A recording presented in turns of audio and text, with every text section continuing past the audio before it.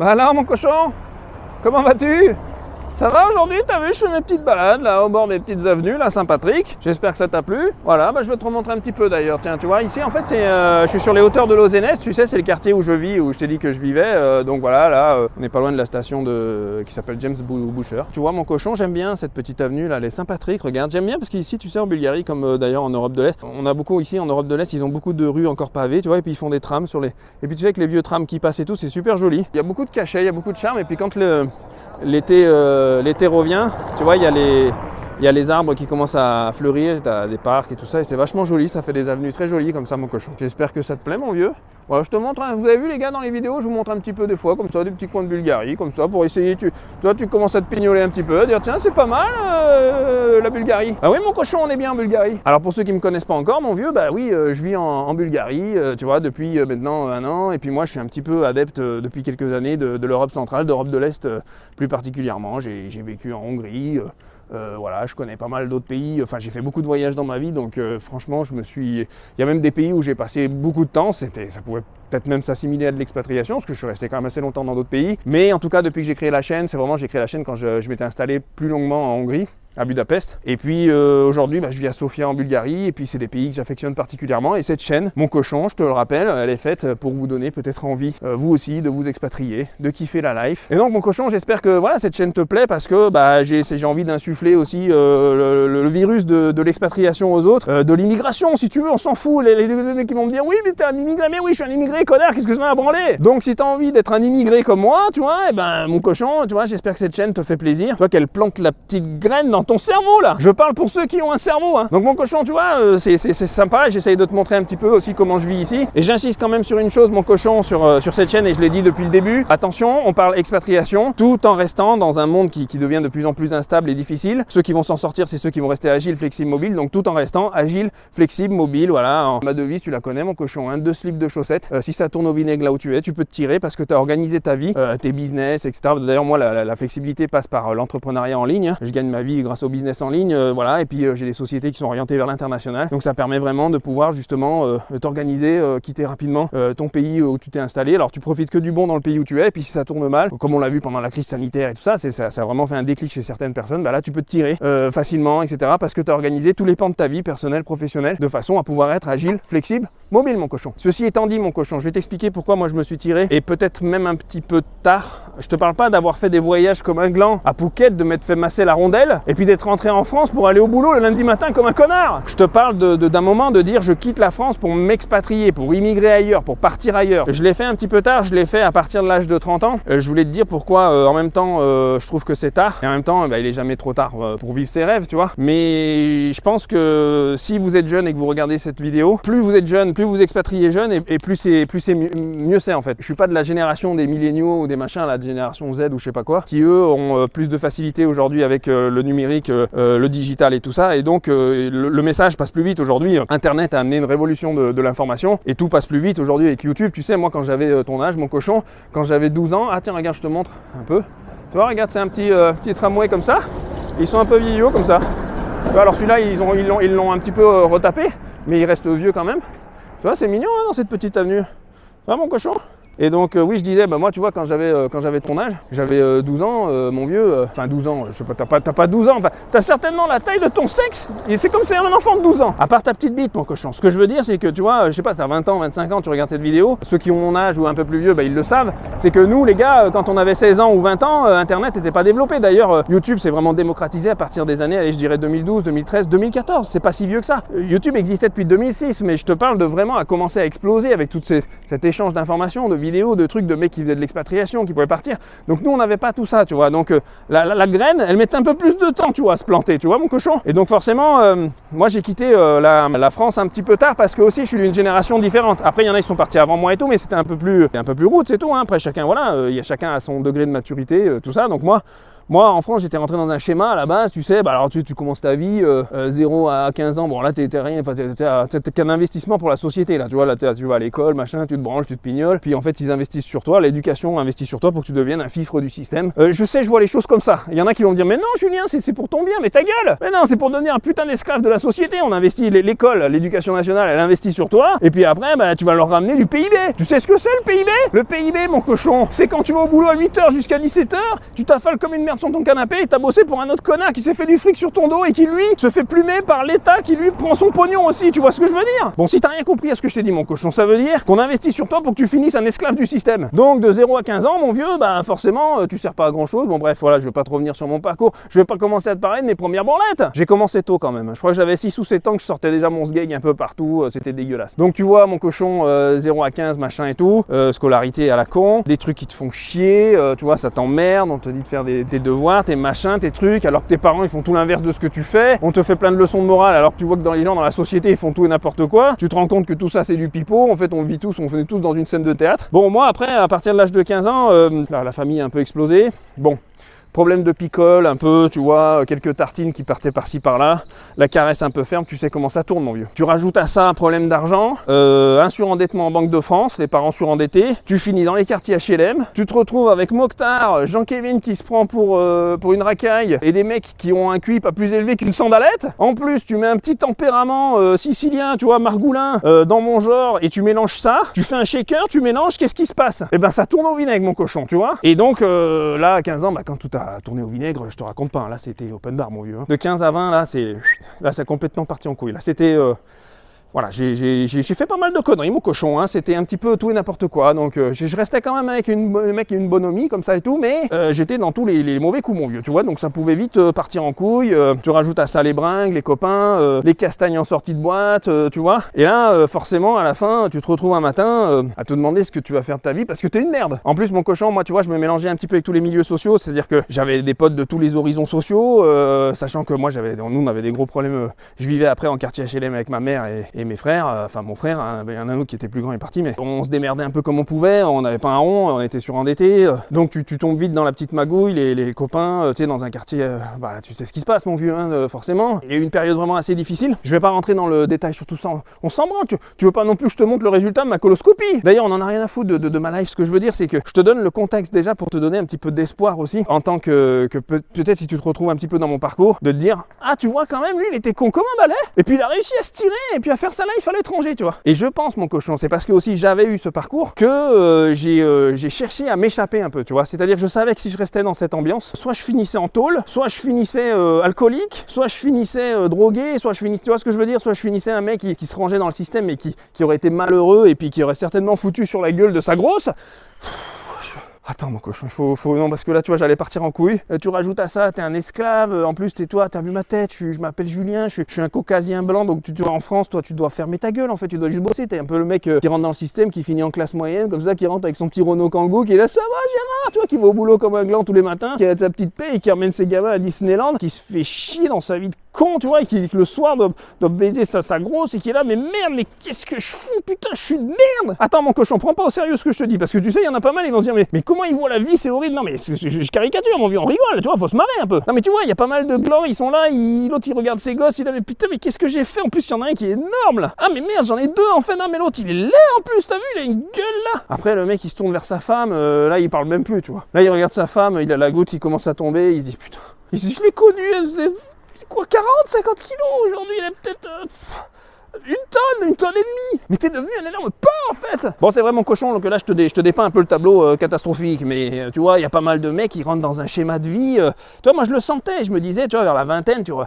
enfin même pas avant, à 17 ans, quand tu commences à aller bosser, tu vois, bon, en plus, moi où j'habitais, c'était dans des trous, mon vieux. Tu sais, des trous, quand je te dis, c'est des villes, tu sais, qui sont entre les grandes villes. Donc forcément, tu te retrouves dans des déserts médicaux, sociaux, t'as que des toxicos ou des alcooliques ou des mecs qui aiment que se prendre des murges dans la gueule. En plus, t'as pas mal de déficients, enfin, pas de déficience mentale, mais si, c'est ça en fait, hein, faut le dire. Bon, c'est pas des ingénieurs, t'as compris? Et j'en faisais partie, hein, mon vieux, tu vois, le niveau il se baisse avec toi en fait, hein, tu vois, enfin toi tu fais partie du même niveau, tu vois, donc toi on pensait à quoi nous? C'était, il faisait chaud, on faisait des footballs, des machins, le soir on allait faire des conneries, et puis après tu bourres la gueule avec les copains, tu vas en club, machin, puis il y a un connard qui est là, qui commence à te faire chier, qui t'a marché sur le pied ou je sais pas quoi, qui veut se la jouer Bruce Lee, et ça finit en coup de coude dans le pif, ou alors à coup de tesson de bouteille sur les parkings miteux, mon vieux, tu vois, à 4 h du matin, et puis le lendemain c'est convoqué, gendarmerie, machin, et tout ce que tu veux, tu connais la chanson, mon vieux, hein, ceux qui connaissent un petit peu ce climat, qui ont vécu dans ce climat social, savent très bien de quoi je parle. Donc mon vieux, c'était vraiment un désert social, médical, intellectuel, voilà,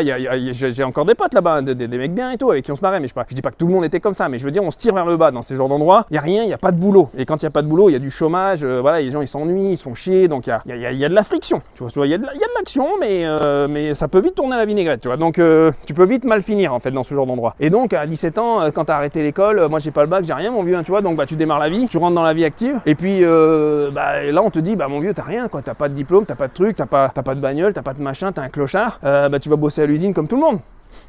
Alors là, mon vieux, c'est là où tu commences à descendre, tu redescends sur terre là. T'es même pas sur terre en fait, tu redescends sous terre en fait. Et là, mon cochon, là tu vois l'envers du décor. C'est-à-dire que t'étais passé d'un moment où les copains, la bringue, la castagne, les machins, les trucs, et tu te retrouves après dans un monde en fait où tu te retrouves avec une charlotte sur la tête, des bottes dégueulasses dans une usine humide à 3 h du matin dans des chambres froides, en train d'empacter des cerises surgelées.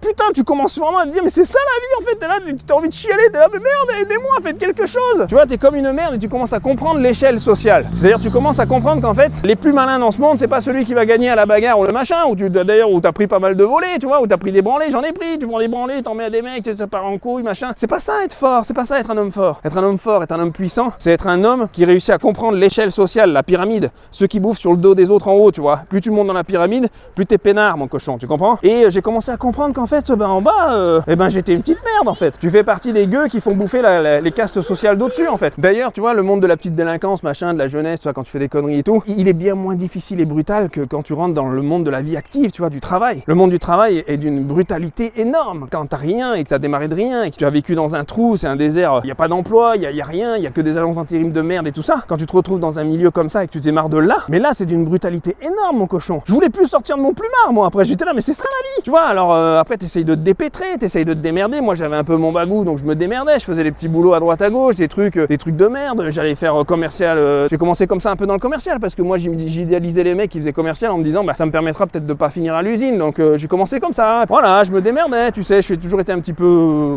on va dire, c'est pas pour, voilà, mais j'ai toujours été un petit peu un peu leader dans la vie, tu vois, sur les groupes de copains, les trucs, j'étais le mec, tu vois, tu venais en soirée, on se marrait, machin et tout, mais t'étais pas à l'abri quand même de finir avec une arcade ouverte à 4 h du matin, mon vieux. Pas par moi, mon vieux, je castagnais pas la gueule de mes copains, mais ça veut dire que dans la soirée j'avais certainement foutu la merde avec d'autres mecs qui sont venus nous casser la tête à la sortie du parking. Ouais, j'étais un peu électron libre, tu vois, j'aimais bien dans les clubs, les trucs, j'y allais, puis je parlais à tout le monde et tout, puis il y avait toujours un mec, un connard qui prenait mal le fait que tu veux te marrer et tout, et puis ça finissait en castagne, et vu qu'on avait le caractère un peu chaud, mon vieux, ah bah ça finissait souvent avec des coups de tabouret qui partaient dans tous les sens dans la boîte et tout, bon bref. Bon, je vais pas rentrer dans le détail, mais mon vieux, tu vois, c'était vraiment... c'était la décadence, quoi, hein. On partait vraiment de très bas. J'étais vraiment un gueux, tu vois, le gueux que tu trouves dans le fin fond de la France, qui vit dans les quartiers HLM pourris, là, et tout machin. On y était, mon cochon. Je pense pas que j'étais le pire, mais on était vraiment dans un milieu où ça peut très mal tourner. Donc, bah voilà, j'essaye de m'en sortir comme je peux, machin et tout. Et puis là, l'ère d'Internet commence, ce que je disais tout à l'heure en début de vidéo, l'ère d'Internet commence. 2011-2012, il y a eu vraiment une éclosion d'Internet. Les jeunes le savent pas, ils pensent que Internet a toujours été comme c'était. Mais vraiment, il y a eu vraiment un Eldorado des business sur Internet. Ce qui se passe, c'est que bah, on enclenche Internet, machin, mon frère, ça marche, son truc commence à marcher et tout. On commence à rentrer dans le monde des business comme ça. Je vais pas refaire après tout le parcours parce que le business qu'il avait lancé, machin, bah, il a marché mais très peu de temps et tout. Puis après on s'est recyclé, on a fait d'autres choses.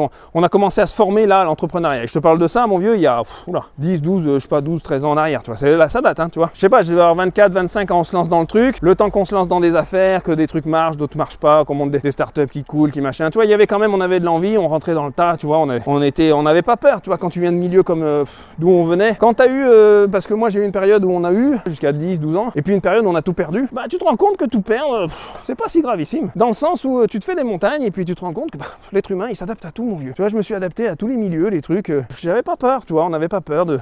Qu'est-ce qui peut t'arriver de pire que d'essayer les choses, mon vieux, hein, mon cochon? Donc tu vois, on a essayé, on a fait plein de trucs, des trucs qui ont marché, d'autres pas marché, tout ça. Et c'est ce qui fait qu'on arrive, bah tu vois, c'est quand même duré longtemps cette période de, je sais pas, 3, 4, 5 ans peut-être. Pour moi, un bon entrepreneur, il se forme entre 3 et 5 ans, tu vois. Et puis, au bout de 5 ans, on fait des business, et ça y est, on commence à comprendre le mécanisme, le truc, machin. Et là, j'arrive, j'ai la trentaine, tu vois, j'ai 30 ans déjà. Et là, on décide de s'expatrier. Parce que il y avait ce rêve déjà de s'évader. Quand tu as eu des parents qui étaient en Banque de France, qui se sont fait ruiner, lyncher, et puis quand tu as vécu une vie un peu mouvementée, on va dire, voilà. Tu sais, mon cochon, t'as qu'une envie, c'est de l'évasion. Je sais, on emmène toujours nos problèmes avec nous, mais moi, déjà, dans ma tête, je commençais à me structurer. Je comprenais les choses assez rapidement, j'étais assez vif d'esprit, tu vois, j'étais pas complètement débile, en fait. Même si t'as l'impression que je suis con comme un balai. Donc, j'ai réussi à intégrer ça assez rapidement, mon frère aussi, à sa manière à lui, hein, chacun sa manière d'être. On a compris qu'il fallait se tirer pour vivre l'aventure qui fait la vie, tu vois, mon cochon. Et donc, à 30 ans, on décide de partir, de s'expatrier vraiment. Donc là, de s'installer à l'étranger. Je te parle pas des voyages qu'on a pu faire avant, un peu partout, machin, je te parle de l'expatriation. Et donc l'expatriation, c'est-à-dire d'aller vivre immigrer dans un autre pays, tout ça. Et donc on part et on s'est installé là après en Europe de l'Est, Europe centrale et tout ça. Pour en venir à quoi, mon cochon? Parce que là t'es là, t'as le sgeg à la main, t'es là, mais putain, mais c'est quand qu'il nous dit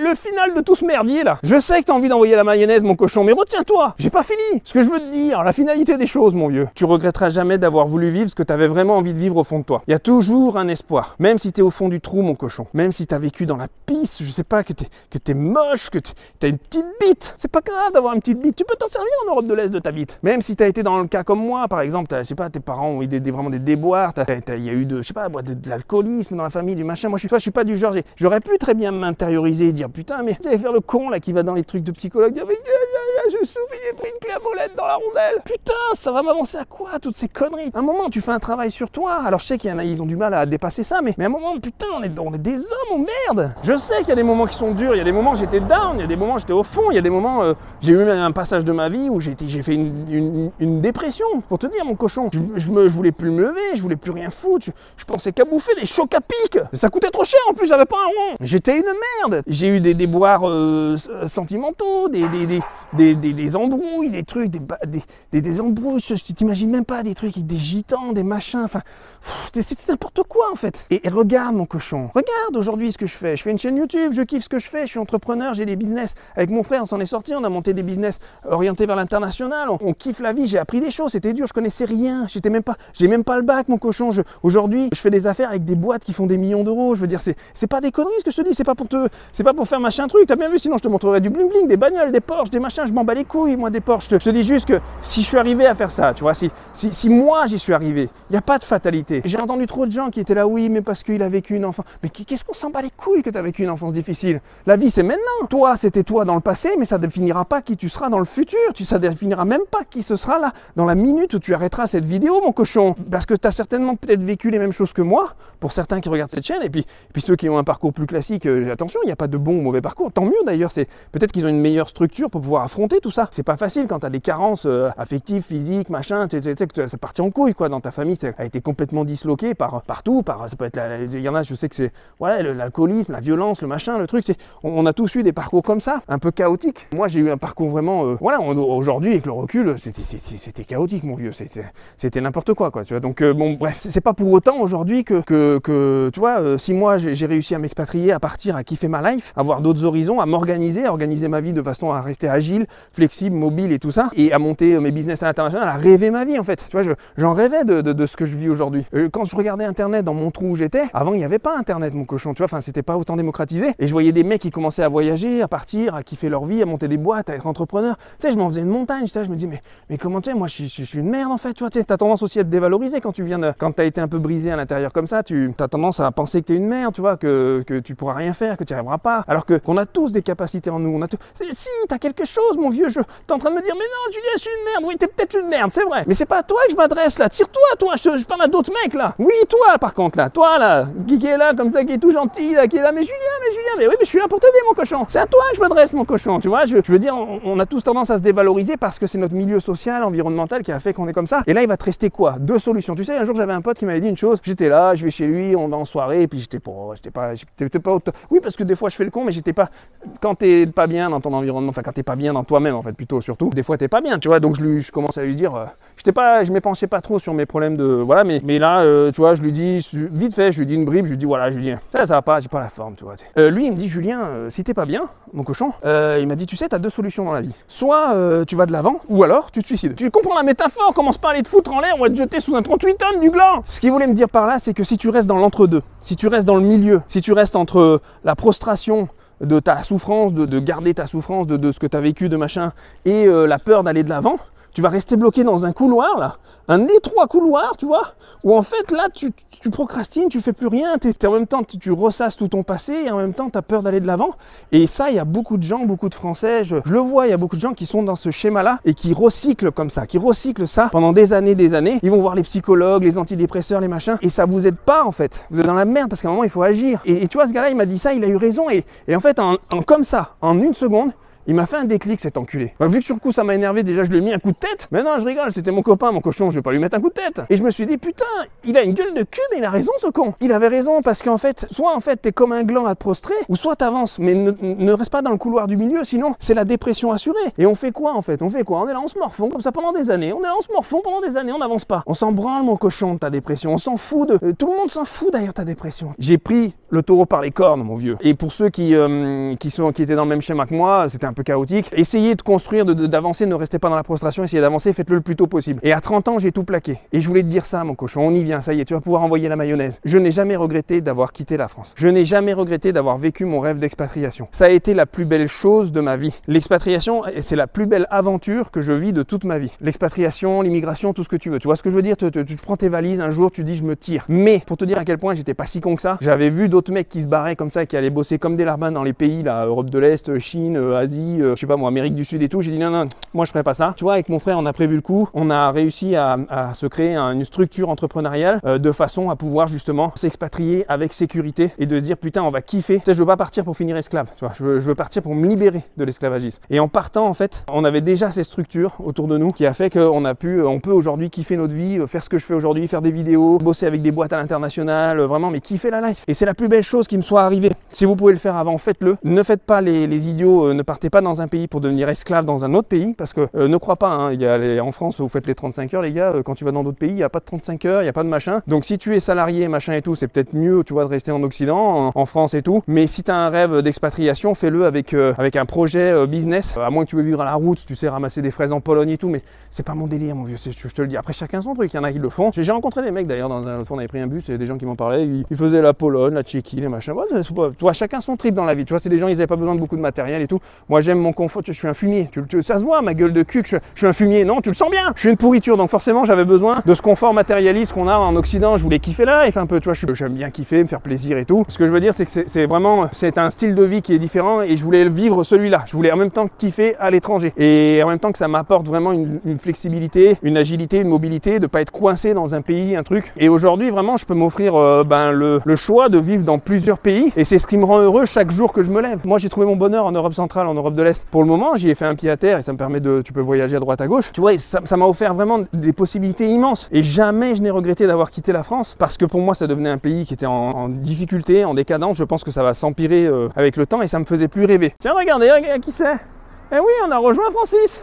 Voilà, oui, parce qu'en fait je tournais en rond dans le quartier parce que je faisais curer les ongles avec mon pognon l'autre. Ah bah tu m'étonnes, ouais, bah bravo hein. Donc je te disais mon cochon, peut-être aussi que je pense qu'il doit y avoir de ça chez les gens qui s'expatrient en fait, ceux qui font des chaînes YouTube, des trucs. On a tous peut-être vécu quelque chose à un moment qui a fait que la France, tu vois, on s'y est plus senti vraiment chez nous en fait. À un moment on s'est dit, putain mais en fait je vis plus mon rêve, mon bonheur de vivre en France, je kiffe pas. C'est peut-être des gens aussi qui sont pas très attachés, tu sais, qui ont cassé le lien affectif aussi avec leur famille, qui ont peut-être eu des problèmes familiaux, des trucs comme ça, et qui fait qu'à un moment tu te dis, partout où je pourrais être sur sur Terre, j'aimerais découvrir autre chose pour essayer de trouver mon bonheur. Et à un moment, en fait, tu trouves un système, un truc qui fait que tu te rends compte que le pays est petit, les frontières sont petites, tu peux les passer facilement, aller vivre ailleurs, vivre d'autres expériences, parce que tu cherches ça aussi, tu cherches à t'évader, à vivre d'autres expériences, d'autres moments où tu vas kiffer la life. Et moi, je l'ai fait à partir de l'âge de 30 ans. Ça peut être tard pour certains, tôt pour d'autres, peu importe ton âge. Si tu mets d'abord en place une structure autour de toi qui fait que tu vas pouvoir bien vivre à l'étranger, alors pour les rentiers, bah voilà, très bien. Pour les mecs qui ont des business, orientez-les vers l'international, essayez de gagner un peu plus de blé. Même si vous avez démarré aussi, vous avez des business physiques, il faut les vendre. Faites des business digitaux, business en ligne.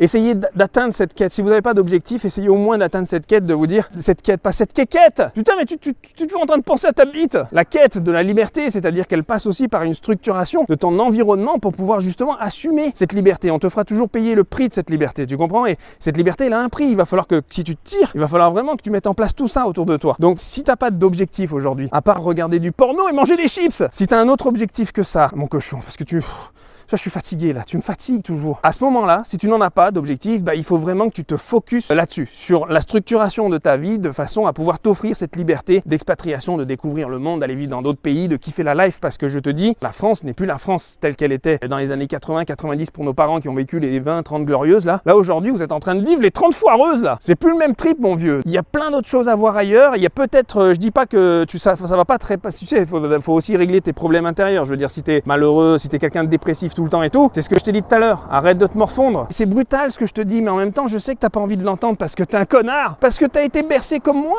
dans cette ambiance sociale en France de plaintes, de complaintes, de machin. J'étais un connard comme toi, et finalement je me rends compte que le monde est brut, et il est beau aussi quand il est brut. Quand tu tires ton épingle du jeu et que tu commences, tu vois, à te barrer, à kiffer ta life, à t'affranchir de certaines limites que tu t'étais mis dans la tête, que tout ce système français, parce que tu sais, en te mettant dans ce petit cocon en France aussi, on te bride à faire d'autres choses, à partir ailleurs, à voir d'autres trucs, parce que t'as toujours peur de ce que je vais avoir ma retraite. Ah mais si un jour j'ai le cancer, comment je vais faire? Je vais aller dans quel hôpital? Mais connard, tu vas pas attendre de vivre, d'avoir un cancer pour à un moment justifier le fait que tu as bien fait de vivre pendant 40 ans en France. Mais il faut vraiment être...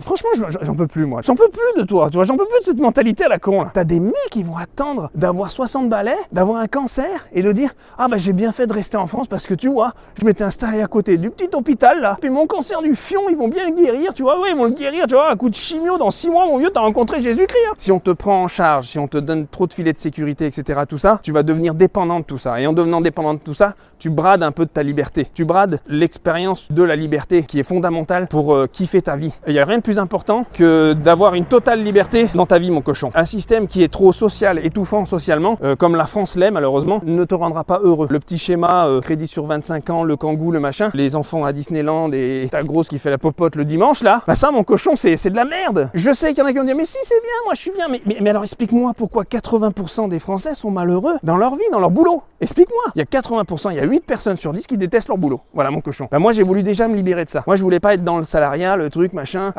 tu vois, être là, mon dieu, machin. Il y en a qui vont s'épanouir dedans, très bien, mais les statistiques montrent que non. Il y en a que 2 sur 10 qui s'épanouissent en France. Et le reste, s'ils pouvaient faire sauter leur boulot, ils le feraient. Mais il faut faire passer des paliers psychologiques, avoir du courage pour ça. C'est compliqué. Bah mon cochon. Surtout n'oublie jamais ton rêve de liberté qui est fondamental. Si tu peux te barrer, t'expatrier avant tout le monde, fais-le. Si tu as les moyens de le faire, fais-le. Si tu as mis en place un écosystème autour de toi pour le faire, fais-le, mon cochon. J'espère que cette petite vidéo t'a plu. Et puis moi et Jérôme, on va rentrer à la maison tranquillement. On va manger des spaghettis ou des calamars ou j'en sais rien, ou du homard, en pensant à toi, mon vieux, hein, qui est en train de bouffer des pâtes comme un con là. Allez, je te dis à bientôt et que Dieu te bénisse, hein, mon vieux. Parce que tu sais, il y a un petit côté, tu vois, Siciliens, ils sont chrétiens, mon vieux. Hein, donc je t'envoie la bénédiction de Dieu sur toi, mon vieux. Hein, d'accord? À plus, mon vieux. Ciao, bye.